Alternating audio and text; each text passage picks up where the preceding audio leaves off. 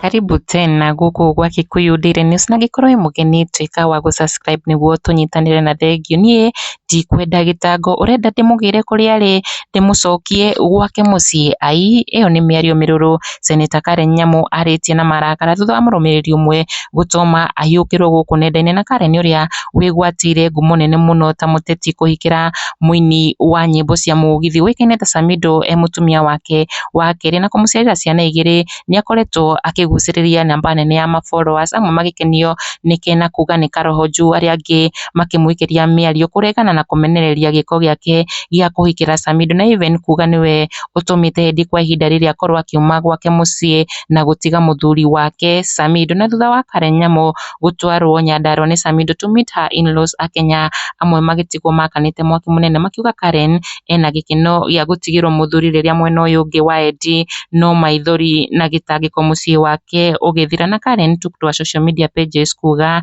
rules for happiness, something to do, someone to love, something to hope for. Andu makiuga Karen ena gikeno ni undu wa gutigirwo muthuri wene, undu uria utumite Karen akane gwakana mwaki thutha wa murumiriri uyu kumwira, and do you think kutoa mwanamke mwingine kwa nyumba yake ndio happiness? Wait for your turn. God is not a man to be mocked.